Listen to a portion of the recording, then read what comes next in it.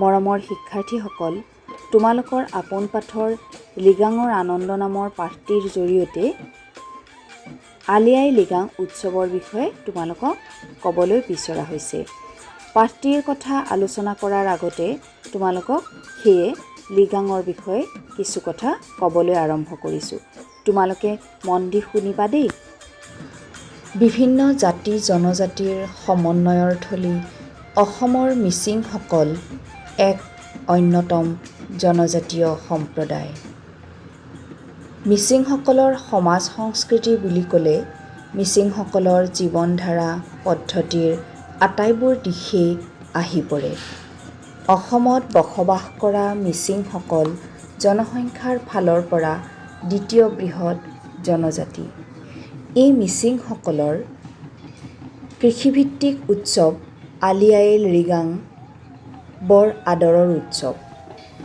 আলি আই লিগাং শব্দটো তিনিটা পদৰ সমষ্টি। আলি মানে মাটিৰ তলত হোৱা আলুজাতীয় শস্য, আয়ে মানে গছৰ গুটি বা ফল, আৰু লিগাং মানে সিঁচিবলৈ বা ৰোপণ কৰিবলৈ আৰম্ভ কৰা, অৰ্থাৎ শস্য সিঁচাৰ বা ৰোপণ কৰাৰ আৰম্ভণি বা প্ৰথম দিনটোৰ পৰা আলি আই লিগাং উৎসৱ পালন কৰা হয়। ঘৰৰ পৰা 7 কিলোমিটাৰমান দূৰৈত এখন নদীৰ পাৰত সিহঁতৰ গাঁওখন। মোহনে অনুপমহঁতৰ গাঁৱত থকা তাৰ পেহীয়েকৰ ঘৰত থাকি স্কুলত পঢ়িছেহি। ফাগুন মাহৰ প্ৰথম বুধবাৰটোতে আলি আই লিগাং উৎসৱ পতা হয়। এই উৎসৱটো সহজ সৰল মিচিংসকলৰ বৰ আদৰৰ। লিগাঙৰ দিনা পুৱাই মোহনৰ লগত চাইকেলত উঠি অনুপম মোহনহঁতৰ গাঁও পালেগৈ। মোহনহঁতৰ গাঁৱৰ শাৰী শাৰী ধুনীয়া ধুনীয়া চাংঘৰবোৰ দেখি অনুপম অভিভূত হ'ল। অনুপম মোহনহঁতৰ লিগাং উৎসৱলৈ এইবাৰ প্ৰথম আহিছে। মোহনৰ লগত অনুপমক দেখি মাক দেউতাকে আঠে বেঠে ভিতৰলৈ মাতি নিলে। গাঁওখনত তেতিয়া লিগাঙৰ আনন্দ বিয়পি পৰিছে। ক'ৰবাত ঢোল এটা গুমগুমাই উঠিছে। দূৰৈৰ পৰা বতাহত ভাহি আহিছে সুৰীয়া ঐনিতমৰ কলি। অনুপমে মোহনৰ দেউতাকক লিগাঙৰ বিষয়ে সুধিলে। সি মোহনৰ দেউতাকক তাৱৈ বুলিয়েই মাতিছিল। তাৰ কথাত তাৱৈয়েকে ক'লে, লিগাং আমাৰ কৃষি উৎসৱ। প্ৰতি বছৰে ফাগুন মাহৰ প্ৰথম বুধবাৰে আমি এই উৎসৱটো পালন কৰোঁ। সেইদিনা আমাৰ সকলো কৃষকে পথাৰত আহু ধানৰ বীজ সিঁচে। সন্ধিয়া ডেকা গাভৰুসকলে ঘৰে ঘৰে গৈ ৰং ধেমালি কৰেগৈ। গুমৰাগ নামৰ নাচবিধ নাচে, ঐনিতম নামৰ গীত গায়। তোমালোকে যে বিহুৰ সময়ত বিহুগীত গাই বিহু নাচি ৰং ধেমালি কৰা, তাৰ লগত আমাৰ লিগাং একে। অনুপম আৰু তাৱৈয়েকৰ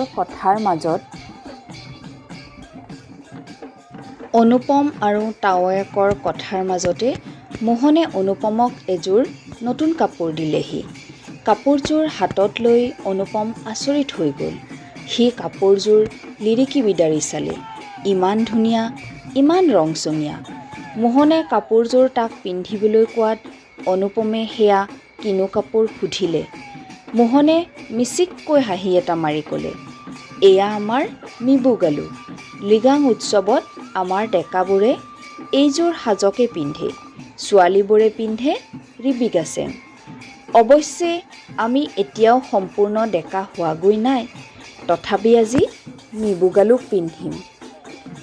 মোহনৰ কথাত অনুপমে বৰ আনন্দ পালে। লাহে লাহে সন্ধিয়া হৈ আহিল। মোহনৰ মাকে ভাত খুৱাবলৈ অনুপমক ভিতৰলৈ লৈ গ'ল। ভাতৰ পাততো নতুন নতুন খাদ্য। আগতে নেদেখা খাদ্যবস্তুবোৰ দেখি অনুপমে খাবলৈ থেৰগেৰ কৰিলে। নাখাওঁ বুলি ক'বলৈও বেয়া পাইছে। মোহনৰ মাকে তাৰ অৱস্থাটো দেখি কিবা এটা বুজি পালে। তেওঁ নিজে অনুপমক বুজাই দিলে, এইবোৰ পুৰাং। লিগাং উৎসৱত আমি তৰাপাতত বৰা চাউল দি পুৰাং ৰান্ধোঁ, খোৱাচোন, সোৱাদ লাগিব। অনুপমে বৰ আগ্ৰহেৰে সেয়া খালে। খাই থাকোঁতেই অনুপমে মোহনহঁতৰ চোতালৰ ঢোলৰ মাত শুনিবলৈ পালে। ঢোলবোৰ গুম গুমকৈ বাজিছে। গাঁৱৰ ডেকা গাভৰুহঁতে মোহনহঁতৰ ঘৰত গুমৰাগ নাচ নাচিবলৈ আহিছে। অনুপমে পলম নকৰিলে। খৰধৰকৈ পোৰাংখিনি খাই সি চোতাললৈ আহিল। সেই সময়ত মোহনহঁতৰ গাঁৱৰ ডেকা গাভৰুবোৰৰ সৈতে গুমৰাগ নাচ নাচিবলৈ তাৰো বৰ মন গ'ল। শিক্ষাৰ্থীসকল, তোমালোকে কথাখিনি নিশ্চয় অনুমান কৰিব পাৰিছা যে মিচিংসকলৰ এই লিগাং উৎসৱ কিমান আদৰৰ, কিমান হেঁপাহৰ উৎসৱ। এই যে লিগাঙৰ দিনাখন ডেকা গাভৰুৱে গুমৰাগ নাচে, এই বিহুত অৰ্থাৎ তেওঁলোকৰ লিগাঙক বিহু বুলিও কয়। গীততকৈ নৃত্যৰ প্ৰাধান্য বেছি। আৰু নৃত্যত তেওঁলোকে কি কি চেৱে চেৱে প্ৰদৰ্শন কৰে জানানে? ধান সিঁচা, কঠীয়া তোলা, ধান কটা, তাঁত বোৱা, নাও বোৱা, মাছ মৰা, হাবি কটা, চিকাৰ কৰা, ধেনু কাঢ় মৰা, এইবোৰ ভংগীমাৰে তেওঁলোকে গুমৰাগ নাচত প্ৰদৰ্শন কৰে। আৰু গাঁৱৰ ডেকা গাভৰু, মুনি তিৰোতা, বুঢ়া বুঢ়ী সকলোৱে এই আনন্দত অংশগ্ৰহণ কৰে। এনেদৰে গাঁৱৰ প্ৰতি ঘৰতে গুমৰাগ নাচ নাচি বিহু মৰাটো তেওঁলোকৰ লিগাঙৰ এটা প্ৰধান নিয়ম। আৰু শেষত গৃহস্থই ৰাইজক সেৱা সৎকাৰ কৰি আশীৰ্বাদো দিয়ে। এনেদৰে বিহু মাৰি পোৱা দান দক্ষিণাৰে গাঁৱৰ ৰাইজে শেষত ভোজ ভাত খায়। ইয়াৰ জৰিয়তেদি মিচিং সমাজৰ মাজত মানুহৰ মাজত মিলা প্ৰীতি দেখা গৈছে। সম্প্ৰদায়বিলাকৰ মাজত মিচিঙৰ আন আন বহুত সম্প্ৰদায় আছে। সেই সম্প্ৰদায়বিলাকৰ মাজত এটা সমন্বয়ো দেখা যায়। আৰু লিগাং উৎসৱৰ প্ৰস্তুতিৰ কাৰণে তেওঁলোকে কেইবাদিন আগৰ পৰাই ব্যস্ত হৈ থাকে। লিগাঙৰ বাবে প্ৰয়োজনীয় মাছ মাংস যোগাৰ কৰিবলৈ গাঁৱৰ ৰাইজে চিকাৰলৈও গৈছিল আগতে। সেইবোৰকে তেওঁলোকে নৃত্যৰ তালে তালে দেখুৱায়। অৱশ্যে আজিকালি পৰিৱেশ আৰু সময়ৰ পৰিৱৰ্তনৰ লগে লগে তেনে প্ৰথাবোৰ নোহোৱা হ'ল। তথাপিও তোমালোকে এটা কথা নিশ্চয় উপলব্ধি কৰিব পাৰিছা, আলি আই লিগাং উৎসৱ উদযাপনৰ মূল তাৎপৰ্যটো হ'ল বছৰটোত যাতে তেওঁলোকে পৰ্যাপ্ত শস্য অৰ্থাৎ উভৈনদী শস্য উৎপাদনেৰে ঘৰৰ লগতে গাঁৱৰ সকলোৱে শান্তি সমৃদ্ধিৰে জীৱন নিৰ্বাহ কৰিব পাৰে। আৰু ইয়াৰ অন্তৰালত ভূমিৰ উৰ্বৰতা বৃদ্ধি অৰ্থাৎ ধৰিত্ৰীখন যাতে অৰ্থাৎ পৃথিৱীখন যাতে শস্য সম্ভাৱা হৈ থাকিব পাৰে, সেই কথাকে তেওঁলোকে এই উৎসৱৰ জৰিয়তে প্ৰাৰ্থনা কৰে আৰু সেই বিশ্বাসেৰে এই উৎসৱ পালন কৰে। গতিকে তোমালোকে এই কথাটো অনুভৱ কৰিব পাৰিছা। আজিকালি অৱশ্যে লিগাং উৎসৱ এদিনীয়াকৈও উদযাপিত হয়, কিছুমান ঠাইত 5 দিনীয়াকৈও পালন কৰে।